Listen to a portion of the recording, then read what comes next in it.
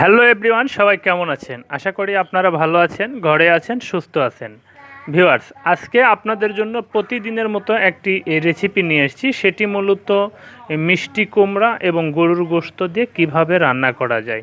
মিষ্টি কুমড়া গরুর গোশত দিয়ে কীভাবে রান্না করা যায় তার আগে দুটি কথা বলে নেই। মিষ্টি কুমড়ার এক্সট্রা একটু স্বাদ এবং কদর রয়েছে আমাদের ভোগবিলাসী সকলের কাছে, এবং সেই সাথে গরুর গোশত সেটি তো বলারই অপেক্ষা রাখে না। এটি অত্যন্ত চমকপ্রদ এবং মজাদার এবং সুস্বাদু একটি খাবার। তো সুতরাং দুইটি পৃথক পৃথক খাবার এবং পৃথক পৃথক স্বাদের জিনিসকে একসাথে রান্না করব।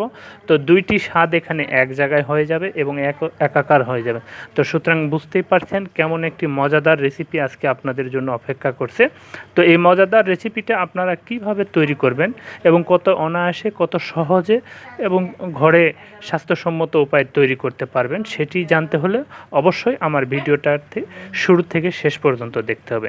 ভিউয়ার্স, এখানে মূলত গরুর গোশত এবং মিষ্টি কুমড়া মূল উপাদান। সেটির রান্না আপনাদের সহজে কিভাবে করা যায় সেটি আমি দেখাবো। সুতরাং আপনারা আর দেরি না করে শুরু করা যায়।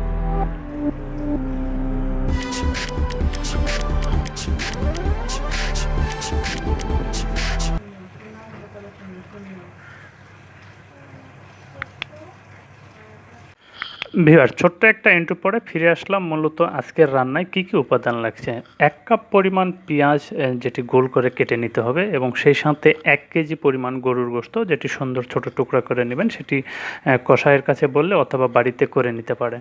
সেই সাথে 2 টেবিল চামচ পরিমাণ মরিচ, 2 টেবিল চামচ পরিমাণ হলুদ, এবং 1 কাপ পরিমাণ আমরা এখানে সরিষার তেল ইউজ করেছি। 2 টেবিল চামচ পরিমাণ জিরে গুঁড়া, 2 টেবিল চামচ পরিমাণ ধনে গুঁড়া এবং 2 টেবিল চামচ পরিমাণ গরম মশলা, এবং সেই সাথে দারুচিনি, সাদা এলাচ 4 থেকে 5টি, লবঙ্গ 4 থেকে 5টি, এবং আদা, রসুন এবং পেঁয়াজ বাটা 2 টেবিল চামচ পরিমাণ, যেটি আমার ফ্রোজেন করা।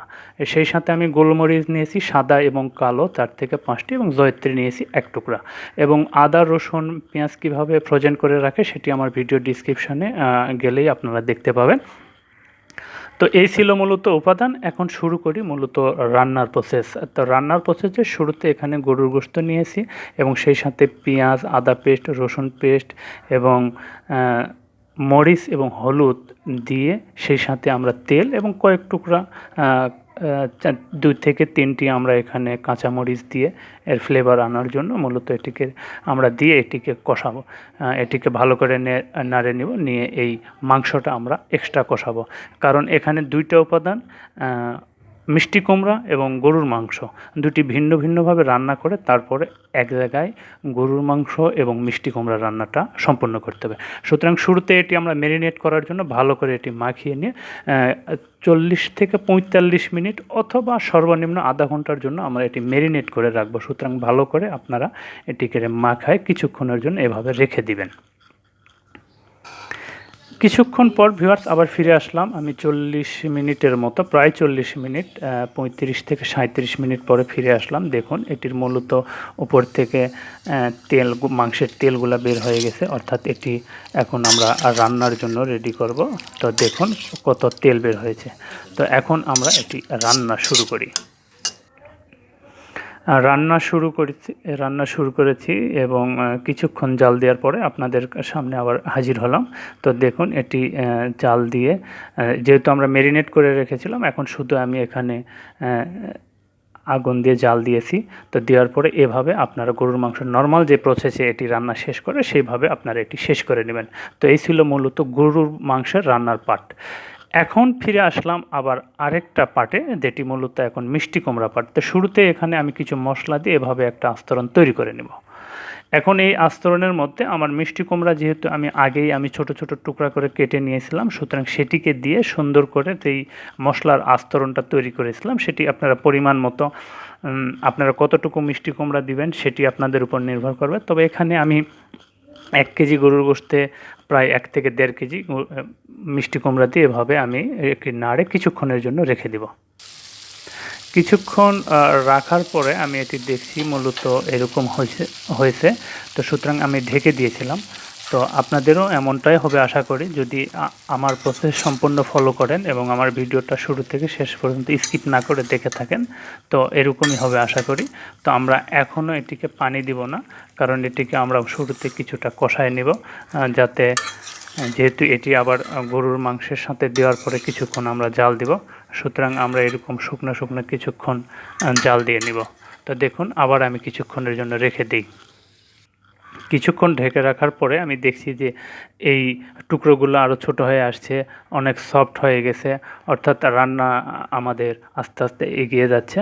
তো এইভাবে করেই আমাদের এই মিষ্টি কুমড়াটা রান্না শেষ করতে হবে। এবং এখন সর্বশেষ আমি কিছু পানি দিয়ে কষায় নেব, কারণ আমি দেখছি যে নিচে আর পানি নেই, পুড়ে যাওয়ার সম্ভাবনা আছে। সুতরাং আমি সামান্য পরিমাণ পানি দিলাম, এবং সেটি আপনাদের আন্দাজের উপর নির্ভর করবে কতটুকু পানি দিবেন আপনারা, সেটি আর না বলি।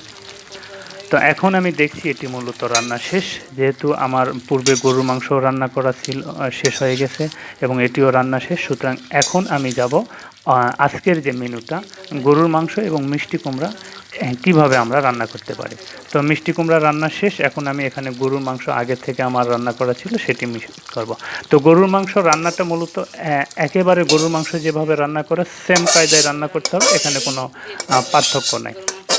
দেওয়ার পরে এখন সেটিকে আমি মিষ্টি কুমড়া যেহেতু আমার রান্না হয়ে গেছে, সে তার সাথে আমি মিক্সড করছি। মিক্সড করার পরে একটু নাড়ি দেবো, কারণ দুইটা রান্না যেহেতু ভিন্ন ভিন্ন, দুইটা স্বাদ ভিন্ন ভিন্ন এবং দুইটা ফ্লেভার ভিন্ন ভিন্ন, দুইটা ফ্লেভার মিলে এখন আরেকটা ফ্লেভার তৈরি হবে, সেটির জন্য কিছুক্ষণ আমরা জাল দেবো। এভাবে সামান্য একটু নাড়ি দেবো, কারণ জানেন যে মিষ্টি কুমড়া অনেক সফট জিনিস, সেটি ভেঙে হয়তো বা একেবারে অবস্থা।